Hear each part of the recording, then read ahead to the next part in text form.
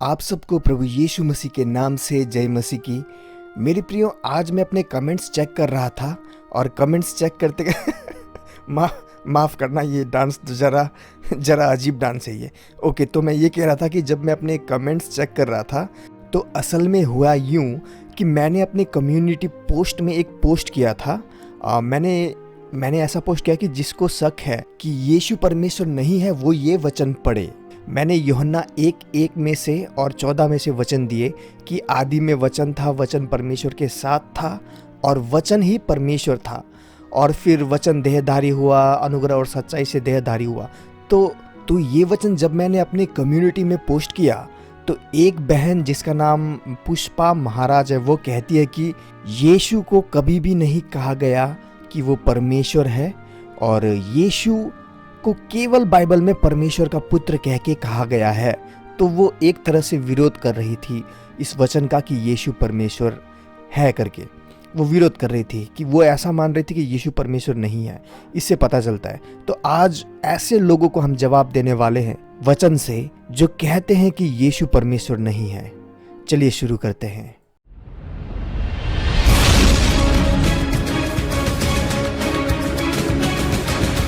देखिए, सबसे पहले अगर आप ये जानना चाहते हैं कि यीशु ही परमेश्वर है, उसके लिए आपको त्रिएक परमेश्वर को समझने की बहुत ही ज़रूरत है। देखिए, ये लोग नहीं समझ पाते हैं कि त्रिएक परमेश्वर है क्या आखिर में। पिता परमेश्वर, पुत्र परमेश्वर और पवित्र आत्मा परमेश्वर, ये त्रिएक परमेश्वर है। तो अगर आप पिता, पुत्र और पवित्र परमेश्वर को नहीं समझ पाएंगे, तब तक आप परमेश्वर को समझ ही नहीं पाएंगे कि परमेश्वर कैसा है। उदाहरण के लिए मैं एक एग्जाम्पल देता हूँ आपको। पहली चीज़ जो मैं आपको बताना चाहूँगा वो ये है, देखिए, हम इंसान, हमारा एक शरीर है और एक शरीर में हम केवल, हमारा एक ही आत्मा होता है, हमारी एक ही पर्सनैलिटी यानी व्यक्तित्व होता है। लेकिन परमेश्वर का ऐसा बिल्कुल नहीं है। परमेश्वर जो आत्मा है वो तीन मिलके एक परमेश्वर बनता है। हम इंसानों में केवल एक व्यक्तित्व होता है, यानी केवल एक पर्सनैलिटी होता है, एक इंसान के अंदर एक। उदाहरण के रूप में, जैसे कोई इंसान ज़्यादा बातूनी है तो वो उसका एक पर्सनैलिटी हो गया, और एक इंसान ऐसा है वो एकदम कम बोलता है, वो उसका एक पर्सनैलिटी हो गया। बस समझ लीजिए। तो ये एक पर्सनैलिटी हो गया, व्यक्तित्व हो गया। ये हमारे अंदर होता है एक ही पर्सनैलिटी। हम एक शरीर के अंदर हम एक ही इंसान हैं। लेकिन परमेश्वर का ऐसा नहीं है। परमेश्वर जो है, जो आत्मा है परमेश्वर, उसके अंदर, परमेश्वर के अंदर तीन व्यक्तित्व यानी तीन पर्सनैलिटीज रहते हैं। पिता परमेश्वर, पुत्र परमेश्वर और पवित्र आत्मा परमेश्वर। मैं जानता हूँ ये समझना बहुत मुश्किल है एक इंसान के लिए, हम जो एक इंसान है और हमारे अंदर एक ही व्यक्तित्व है, और हमें ये समझना मुश्किल है क्योंकि हम सोचते हैं कि हम एक है तो परमेश्वर भी एक ही होगा, या तो वो पिता होगा या पुत्र या पवित्र आत्मा, लेकिन एक ही परमेश्वर होगा, यानी एक व्यक्तित्व होगा। लेकिन ऐसा नहीं है। परमेश्वर, हाँ, परमेश्वर एक है, लेकिन उसके अंदर जो पर्सनैलिटीज़ है वो तीन हैं। पिता परमेश्वर, पुत्र परमेश्वर और पवित्र आत्मा परमेश्वर का। एक बार खुले दिमाग से सोचिए। अब सवाल ये आता है कि जब परमेश्वर के तीन पर्सनैलिटीज़ है, यानी त्रिएक परमेश्वर, अलग पिता परमेश्वर, पुत्र परमेश्वर और पवित्र आत्मा परमेश्वर अगर हैं, तो फिर अगर हम केवल पिता परमेश्वर को मानेंगे, पुत्र परमेश्वर और पवित्र आत्मा जो परमेश्वर है उनको नहीं मानेंगे, तो क्या हमें उद्धार मिलेगा? तो इसका जवाब है नहीं। अगर आप केवल पिता परमेश्वर को मानेंगे और पुत्र और पवित्र आत्मा परमेश्वर को नहीं मानेंगे, तो भी आपको उद्धार नहीं मिलेगा। अब क्यों? क्योंकि मेरे प्रियो, देखिए, हर चीज़ के लिए परमेश्वर ने एक रास्ता बनाया है। अगर आपको उद्धार पाना है, पापों की क्षमा पानी है, और अगर आप परमेश्वर के सही मार्ग में चलना चाहते हैं, तो आपको यीशु को विश्वास करना ही पड़ेगा। यीशु ने जो अपना खून बहाया उस पे विश्वास करना ही पड़ेगा। अगर आप केवल पिता परमेश्वर को मानेंगे, यहोवा परमेश्वर को, तो आपका उद्धार नहीं होगा। अभी भी यहूदी लोग पिता परमेश्वर को केवल मानते हैं, यीशु और पवित्र आत्मा परमेश्वर को नहीं मानते, तो उनका उद्धार नहीं होगा। उनका उद्धार होना नामुमकिन है। जो लोग केवल पिता परमेश्वर को मानते हैं लेकिन पुत्र परमेश्वर को नहीं मानते। वैसे ये तीनों परमेश्वर के ही व्यक्तित्व हैं, लेकिन परमेश्वर ने एक रास्ता बनाया है हर चीज़ के लिए। अगर आपको पापों की क्षमा चाहिए तो आपको यीशु पे विश्वास करना ही पड़ेगा। अब क्यों आपको यीशु पे विश्वास करना पड़ेगा? क्योंकि देखिए, पुराने समय में क्या होता था कि जब लोग पाप करते थे, वो लोग एक बछड़ा हो गया या फिर एक भेड़ का बच्चा हो गया, वो लेके आते थे और उनका खून बहाया जाता, तभी जाके उनको पापों की क्षमा मिलती। लेकिन अब परमेश्वर ने वो बंद कर दिया है, वो नियम परमेश्वर ने चेंज कर दिया है, बदल दिया है। परमेश्वर खुद मेमना बन के आया ताकि जो कोई भी उस पर विश्वास करे माफ़ी उसको मिल जाए। क्योंकि जो नियम परमेश्वर ने पहले बनाया था कि अगर आपको माफ़ी चाहिए तो आपको खून बहाना पड़ेगा, यानी खून बहा के ही माफ़ी मिलेगी, क्योंकि पाप की सज़ा मृत्यु है। इस नियम को परमेश्वर ने आगे जाके खुद ही परमेश्वर एक भेड़ या फिर गाय का बछड़ा बन के आया और खुद जान दी परमेश्वर ने। जैसा कि हम जानते हैं कि उसने जन्म कहाँ लिया, यीशु ने जन्म ऐसी जगह में लिया जहाँ भेड़ बकरे रहते हैं। तो इसका मतलब वो यही बताना चाहता था हमको कि वो पापों के लिए मरने आया है, हमारे पापों के लिए, और वही एक रास्ता है। तो इसीलिए अगर आप केवल यहोवा परमेश्वर पे विश्वास करेंगे लेकिन यीशु के उस बहाए गए लहू, जो बहाया हुआ जो लहू है, जो हमारे पापों के लिए उसने बहाया है, अगर आप उस पे यीशु पे विश्वास नहीं करोगे तो मुश्किल है। ओके, तो अब हम कुछ वचन देखने वाले हैं जो बताते हैं कि यीशु ही परमेश्वर है, जो पिता पुत्र और पवित्र आत्मा है वे एक ही हैं और यीशु ही परमेश्वर है। ये वचन देखने वाले हैं। यूहन्ना रचित सुसमाचार, पहला अध्याय। आदि में वचन था और वचन परमेश्वर के साथ था और वचन परमेश्वर था। तो यहाँ पर गौर करने वाली बात यह है कि वचन परमेश्वर था। वचन कौन है? वचन ही तो है यीशु।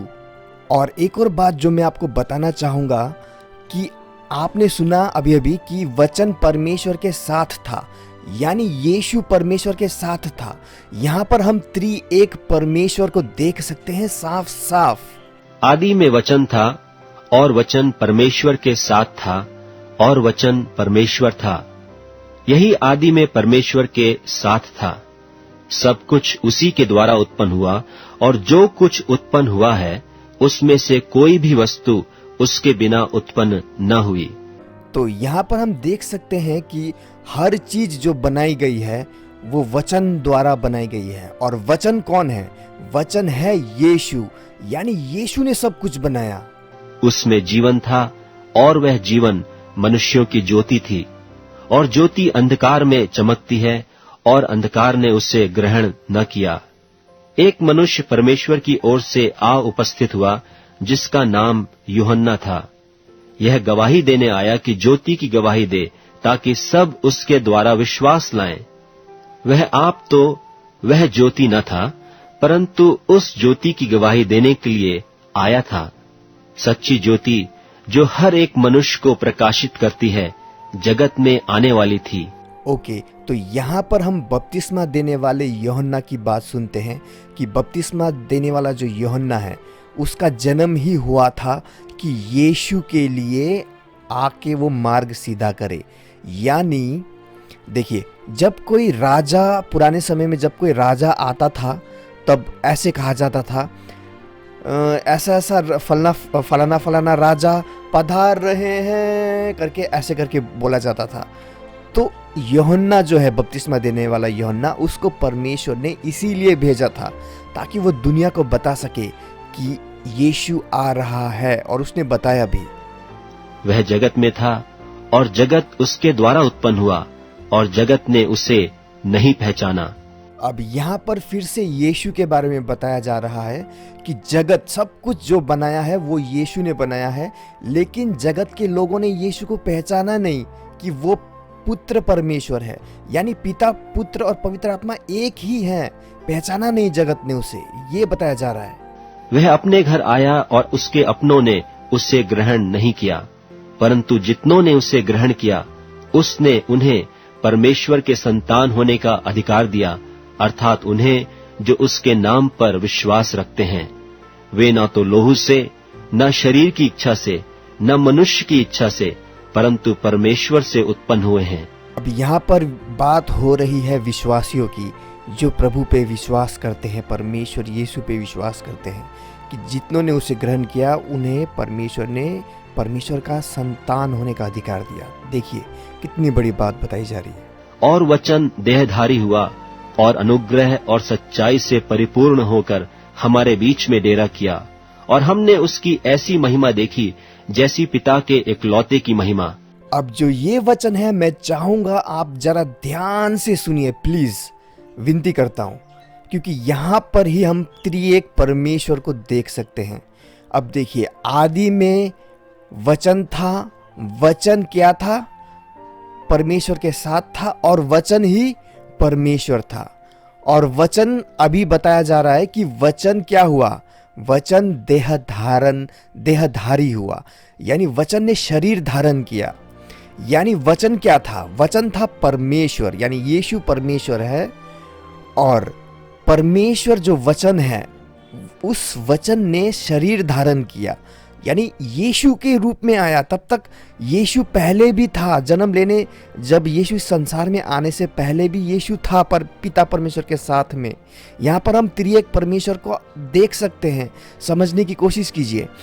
त्रिएक परमेश्वर को हम यहाँ साफ साफ देख सकते हैं कि आदि में वचन था, यानी यीशु बहुत पहले से था, और वचन देहधारी हुआ, यानी वचन ने शरीर धारण किया।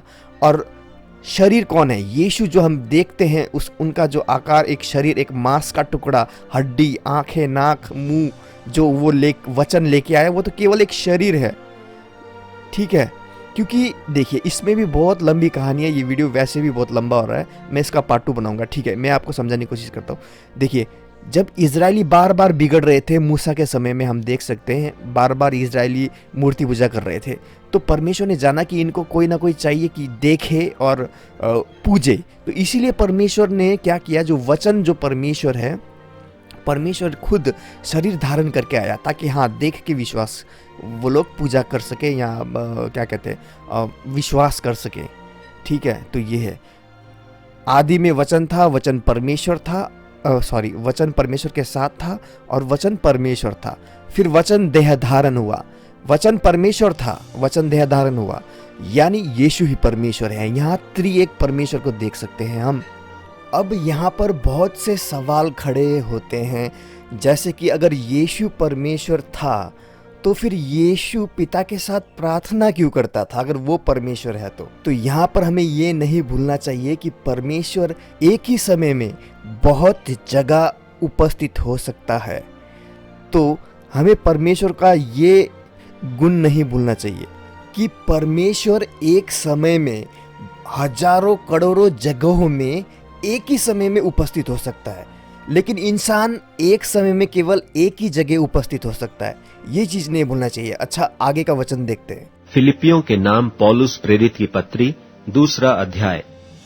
सो यदि मसीह में कुछ शांति और प्रेम से ढाढ़स और आत्मा की सहभागिता और कुछ करुणा और दया है, तो मेरा यह आनंद पूरा करो कि एक मन रहो और एक ही प्रेम, एक ही चित्त और एक ही मनसा रखो। विरोध या झूठी बड़ाई के लिए कुछ न करो, पर दीनता से एक दूसरे को अपने से अच्छा समझो। हर एक अपनी ही हित की नहीं, वरन दूसरों की हित की भी चिंता करे। जैसा मसीह यीशु का स्वभाव था, वैसा ही तुम्हारा भी स्वभाव हो, जिसने परमेश्वर के स्वरूप में होकर भी परमेश्वर के तुल्य होने को अपने वश में रखने की वस्तु न समझा, जिसने परमेश्वर के स्वरूप में होकर भी परमेश्वर के तुल्य होने को अपने वश में रखने की वस्तु न समझा। तो यहाँ हम देख सकते हैं कि यीशु जो परमेश्वर है, उसने अपनी शक्तियों को घटा लिया है, इंसानी रूप में।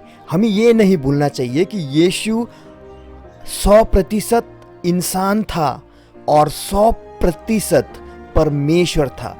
लेकिन जब यीशु जब इस पृथ्वी में था, उसने अपनी शक्तियों को थोड़ा कम कर लिया था, वरन अपने आप को ऐसा शून्य कर दिया और दास का स्वरूप धारण किया और मनुष्य की समानता में हो गया और मनुष्य के रूप में प्रकट होकर अपने आप को दीन किया और यहाँ तक आज्ञाकारी रहा कि मृत्यु, हाँ, क्रूस की मृत्यु भी सह ली।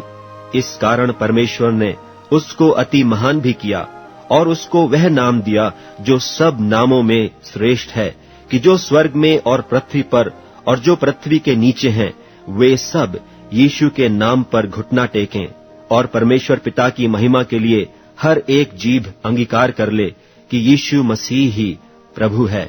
यहाँ समझने वाली बात यह है कि जो परमेश्वर है वो एक जगह में बहुत जगह उपस्थित हो सकता है। यानी परमेश्वर उस वक्त स्वर्ग में भी था, वही परमेश्वर पृथ्वी में यीशु के रूप में भी था, सेम परमेश्वर।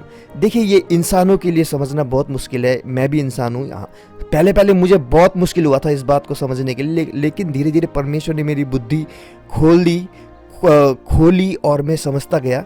देखिए, हम इंसान एक समय में एक जगह में उपस्थित हो सकते हैं, लेकिन परमेश्वर एक समय में लाखों करोड़ों हजार जगह, एक समय में ही परमेश्वर हजारों जगह उपस्थित हो सकता है। तो वही परमेश्वर स्वर्ग में भी था और वही परमेश्वर पुत्र के रूप में पुत्र के रूप में इस पृथ्वी में भी था। तो ये आपको पहले समझना पड़ेगा।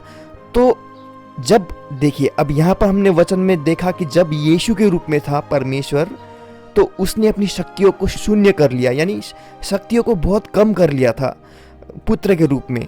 और वही परमेश्वर, सेम परमेश्वर स्वर्ग में भी है, सेम परमेश्वर, वही परमेश्वर यीशु के रूप में पृथ्वी में भी है। तो फिर जब यीशु के रूप में उसने जब वही सेम परमेश्वर ने जब यीशु के रूप में अपनी शक्तियों को कम कर लिया, तो वो प्रार्थना इसीलिए करता था ताकि जो चेले थे वो देखते थे, और चेले जो कुछ भी सीखते थे वो परमेश्वर यीशु से सीखते थे। तो इसीलिए चेलों को दिखाने के लिए एक एग्जाम्पल, एक उदाहरण, एक अच्छा उदाहरण बनने के लिए यीशु प्रार्थना करता था। वो स्वयं से ही प्रार्थना करता था मेरे प्रियो, क्योंकि पिता भी यीशु है और यीशु ही पिता है। वो एक है। समझना थोड़ा मुश्किल है, मैं जानता हूँ, लेकिन समझना थोड़ा मुश्किल है, लेकिन समझिए कि परमेश्वर एक ही समय में बहुत जगह उपस्थित हो सकता है। ठीक है, यीशु ही पिता है, पिता ही यीशु है। एक वचन भी है जो, लेकिन फिलहाल अभी वीडियो बहुत लंबा हो गया है। एक वचन है कि पिता में मैं हूँ, मुझ में पिता है और पिता में मैं हूँ। यूहन्ना रचित सुसमाचार 14वां अध्याय। तुम्हारा मन व्याकुल न हो, तुम परमेश्वर पर विश्वास रखते हो, मुझ पर भी विश्वास रखो। मेरे पिता के घर में बहुत से रहने के स्थान हैं। यदि न होते तो मैं तुमसे कह देता, क्योंकि मैं तुम्हारे लिए जगह तैयार करने जाता हूँ। अब यहाँ पर वही परमेश्वर जो स्वर्ग में है, वही परमेश्वर यीशु है। अब यीशु यहाँ पर पिता कह रहा है अपने आप को, जो उस परमेश्वर को जो स्वर्ग में है। तो पिता क्यों कह रहा है? क्योंकि यीशु, जैसे कि हमने अभी कुछ देर पहले देखा कि जो यीशु है, यीशु परमेश्वर ने क्या किया, अपनी शक्तियों को कम कर लिया है, वरन अपने आप को ऐसा शून्य कर दिया और दास का स्वरूप धारण किया और मनुष्य की समानता में हो गया और मनुष्य के रूप में प्रकट होकर अपने आप को दीन किया और यहाँ तक आज्ञाकारी रहा कि मृत्यु, हाँ, क्रूस की मृत्यु भी सह ली। ओके, वही परमेश्वर जो स्वर्ग में है, वही परमेश्वर यीशु के रूप में है। उसने अपनी जो यीशु के रूप में है, पर जो परमेश्वर, उसने अपनी शक्तियां थोड़ी कम कर ली, और इसीलिए वो पिता कह रहा है उस परमेश्वर को जो वही है और स्वर्ग में है। और यदि मैं जाकर तुम्हारे लिए जगह तैयार करूं, तो फिर आकर तुम्हें अपने यहाँ ले जाऊंगा, कि जहाँ मैं रहूं वहाँ तुम भी रहो, और जहाँ मैं जाता हूँ तुम वहाँ का मार्ग जानते हो। थोमा ने उससे कहा, हे प्रभु, हम नहीं जानते कि तू कहाँ जाता है, तुम मार्ग कैसे जाने? यीशु ने उससे कहा, मार्ग और सच्चाई और जीवन मैं ही हूँ। बिना मेरे द्वारा कोई पिता के पास नहीं पहुंच सकता। यदि तुमने मुझे जाना होता तो मेरे पिता को भी जानते, और अब उससे जानते हो और उससे देखा भी है। यदि तुमने मुझे जाना होता तो मेरे पिता को भी जानते, और अब उससे जानते हो और उससे देखा भी है। तो यीशु यहाँ पर कह रहा है कि तुमने पिता को देखा है। तो चेलों ने तो पिता को देखा नहीं था, तो यीशु किसके बारे में कह रहा था? यीशु अपने बारे में कह रहा था कि तुमने मुझे देखा, यानी तुमने पिता को देख लिया। यानी वही परमेश्वर दो जगह में उपस्थित है, एक पिता के रूप में, एक यीशु के रूप में। फिलिप्पुस ने उससे कहा, हे प्रभु, पिता को हमें दिखा दे, यही हमारे लिए बहुत है। यीशु ने उससे कहा, हे फिलिप्पुस, मैं इतने दिन से तुम्हारे साथ हूँ, और क्या तू मुझे नहीं जानता? जिसने मुझे देखा है उसने पिता को देखा है। देखा, एक ही परमेश्वर दो जगहों में उपस्थित है। एक चेलों से बात कर रहा है नीचे यीशु के रूप में, एक स्वर्ग में है। एक ही परमेश्वर एक ही समय में दो जगह में उपस्थित है। तू क्यों कहता है कि पिता को हमें दिखा? क्या तू प्रतीति नहीं करता कि मैं पिता में हूँ और पिता मुझ में है? ये बातें जो मैं तुमसे कहता हूँ अपनी ओर से नहीं कहता, परंतु पिता मुझ में रहकर अपने काम करता है। मेरी ही प्रतीति करो कि मैं पिता में हूँ और पिता मुझ में है। तो जैसे कि मैंने पहले कहा कि एक ही परमेश्वर एक समय में दो जगह में उपस्थित है, एक यीशु के रूप में, एक पिता के रूप में। क्या आप समझ पा रहे हैं? या यदि आप समझ पा रहे हैं तो कमेंट्स में जरूर बताइए। दूसरी बात, वो सिस्टर कहती है कि यीशु तो खुद ही कहता है कि मैं मनुष्य का पुत्र हूँ। तो उन सिस्टर का ये कहना है कि जब वो कहता है, यीशु खुद कह रहा है कि मैं मनुष्य का पुत्र हूँ, तो यीशु परमेश्वर कैसे हो गया? तो हाँ, यीशु ने कहा है कि मैं मनुष्य का पुत्र हूँ, और यीशु का ऐसा कहने के पीछे बहुत बड़ी कहानी है। और वो कहानी क्या है कि बहुत साल आगे, यानी बहुत 100 साल आगे, यीशु के जन्म से बहुत 100 साल आगे, दानियल भविष्यवक्ता को परमेश्वर ने एक दर्शन दिखाया था सपने में। उस दर्शन में दानियल भविष्यवक्ता ने क्या देखा, चलिए देखते हैं। दानियल भविष्यवक्ता की पुस्तक अध्याय 7। मैंने रात में स्वप्न में दृष्टि की और देखा कि मनुष्य के संतान सा कोई आकाश के बादलों समेत आ रहा है, और वह उस अति प्राचीन के पास पहुंचा, और वे उसको उसके समीप लाए। तब उसको ऐसी प्रभुता, महिमा और राज्य दिया गया कि देश देश और जाति जाति के लोग और भिन्न भिन्न भाषा बोलने वाले सब उसके अधीन हो। उसकी प्रभुता सदा की और अटल, और उसका राज्य अविनाशी ठहरा। और मुझ दानियल का मन विकल हो गया, और जो कुछ मैंने देखा था उसके कारण मैं घबरा गया। तो जैसा कि आपने सुना, दानियल कहता है कि मैंने मनुष्य के संतान का सा किसी को देखा। तो मनुष्य के से संतान का मतलब क्या है? दानियल ये कह रहा था कि मैंने जो देखा सपने में, मैंने देखा कि कोई इंसान के तरह था, यानी कोई इंसान की छवि थी, इंसान की तरह था कोई, मैंने देखा, और उसको सारी प्रभुता दी गई और सारे देश उसके अंडर में था। तो ये यीशु के बारे में दानियल को परमेश्वर ने हजारों साल आगे दिखाया था सपने में। तो यहाँ हम ये जान सकते हैं कि दानियल यीशु के बारे में भविष्यवाणी कर रहा था। यीशु बार बार अपने आप को मनुष्य का पुत्र इसीलिए कहता है मेरे प्रियो। यीशु इनडायरेक्टली ये बता रहा था हमको कि दानियल ने सपने में जिस व्यक्ति को देखा, जिस इंसान को देखा, वो मैं ही हूँ।